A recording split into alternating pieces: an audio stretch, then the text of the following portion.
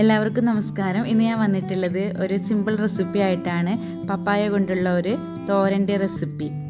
നമ്മുടെ നാട്ടിൽ കോമൺ ആയിട്ട് അവൈലബിൾ ആയിട്ടുള്ള ഒരു ഐറ്റമാണ് പപ്പായ. അത് ഓരോരോ നാട്ടിലും അതിന് പല തരത്തിലാണ് പേര് വിളിക്കുന്നത്. നമുക്ക് ഏതായാലും ഇന്ന് ഒരു പപ്പായ വെച്ചിട്ട് ഒരു തോരൻ എങ്ങനെ വളരെ പെട്ടെന്ന് ഉണ്ടാക്കിയെടുക്കാമെന്ന് നോക്കാം. ഞാനിവിടെ ഒരു ആവറേജ് സൈസുള്ള ഒരു പപ്പായ തൊലി കളഞ്ഞ് ചെറുതായിട്ട് കട്ട് ചെയ്തെടുത്തിട്ടുണ്ട്. ഇത് കൂടുതൽ മൂപ്പെത്തിയ പപ്പായയോ അല്ല, എന്നാൽ മൂപ്പ് കുറഞ്ഞ പപ്പായയോ അല്ല, ഒരു ഇടത്തരം പപ്പായയാണ് എടുത്തിട്ടുള്ളത്. ആക്ച്വലി ഞാൻ എപ്പോഴും ചെറിയൊരു ലൈറ്റായിട്ടൊരു മധുരം വന്ന പപ്പായയാണ് തോരൻ വെക്കാൻ ഉപയോഗിക്കാറ്. പക്ഷേ ഇന്ന് ആ പാകത്തിലുള്ള പപ്പായ അവൈലബിൾ ആയിരുന്നില്ല. ഞാനിവിടെ ചട്ടിയിലേക്ക് എണ്ണ ഓൾറെഡി ഒഴിച്ച് കൊടുത്തിട്ടുണ്ട്. വെളിച്ചെണ്ണയാണ് ഒഴിച്ചിട്ടുള്ളത്. എണ്ണ ഒന്ന് ചൂടായി വന്നതിന് ശേഷം നമുക്കതിലേക്ക് കടുകിട്ട് പൊട്ടിച്ചെടുക്കണം.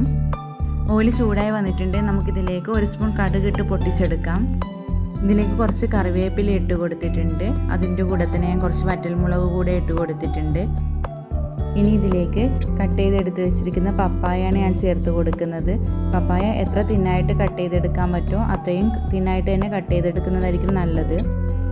ഇനി ഇതിലേക്ക് ആവശ്യത്തിനുള്ള ഉപ്പാണ് ഞാൻ ചേർത്ത് കൊടുക്കുന്നത്. ഇനി ഇതിലേക്ക് ഞാൻ മഞ്ഞൾപ്പൊടിയാണ് ഇട്ട് കൊടുക്കുന്നത്. 3/4 ടീസ്പൂൺ മഞ്ഞൾപ്പൊടിയാണ് ഞാൻ ഇതിലേക്ക് ചേർത്തിട്ടുള്ളത്. ഇനി നമുക്കിതിലേക്ക് കുറച്ച് വറ്റൽമുളക് ചതച്ചത് കൂടെ ആഡ് ചെയ്യാം. ഞാനിവിടെ ഏകദേശം 1/2 ടീസ്പൂൺ വറ്റൽമുളക് ചതച്ചത് ആഡ് ചെയ്തിട്ടുണ്ട്. എരിവിനനുസരിച്ചിട്ട് അതിൻ്റെ അളവ് കൂട്ടാം. ഇനി ഇതൊന്ന് ജസ്റ്റ് ഒന്ന് നന്നായിട്ടൊന്ന് മിക്സ് ചെയ്തെടുക്കണം. ചെറുതായിട്ടൊന്ന് എല്ലാം കൂടെ ഒന്ന് മിക്സ് ചെയ്തിട്ടുണ്ട്. ഇനി നമുക്കിതൊന്ന് അടച്ച് വെച്ചിട്ട് വേവിച്ചെടുക്കാം. ഇപ്പോൾ ഞാൻ ഇതിലേക്ക് വെള്ളമൊന്നും ആഡ് ചെയ്യുന്നില്ല. അതുകൊണ്ട് ലോ ഫ്ലെയിം മെയിൻറ്റെയിൻ ചെയ്തിട്ട് കുക്ക് ചെയ്തെടുക്കണം. ഒരു 5 to 6 മിനിറ്റ് കുക്ക് ചെയ്തതിന് ശേഷം ഞാനിതിൻ്റെ അടപ്പ് തുറന്നിട്ടുണ്ട്. ഇനി നമുക്കിതിലേക്ക് കുറച്ച് വെളുത്തുള്ളി ആഡ് ചെയ്ത് കൊടുക്കാം. അടുത്തതായിട്ട് ഞാനിതിലേക്ക് ചിരകിയ തേങ്ങയാണ് ഇട്ട് കൊടുക്കുന്നത്. അതിനുശേഷം നമുക്കിതെല്ലാം നന്നായിട്ടൊന്ന് മിക്സ് ചെയ്തെടുക്കാം. 1/4 കപ്പ് തേങ്ങ ആഡ് ചെയ്തിട്ടുണ്ട്. തേങ്ങയുടെ അളവ് കൂടിപ്പോയാൽ കറി ഒരു മധുരം ടേസ്റ്റ് മുന്നിൽ വരും. തേങ്ങ ഇങ്ങനെ ഡയറക്റ്റായിട്ട് ചേർക്കുന്നതിന് പകരം വേണമെങ്കിൽ മിക്സിയിലൊന്ന് ക്രഷ് ചെയ്തെടുത്തിട്ടും ചേർത്ത് കൊടുക്കാം. ഇനി ഞാൻ ഇതിലേക്ക് 1/4 കപ്പ് ലൈറ്റ് ചൂടുള്ള വെള്ളമാണ് ഒഴിച്ചു കൊടുത്തിട്ടുള്ളത്.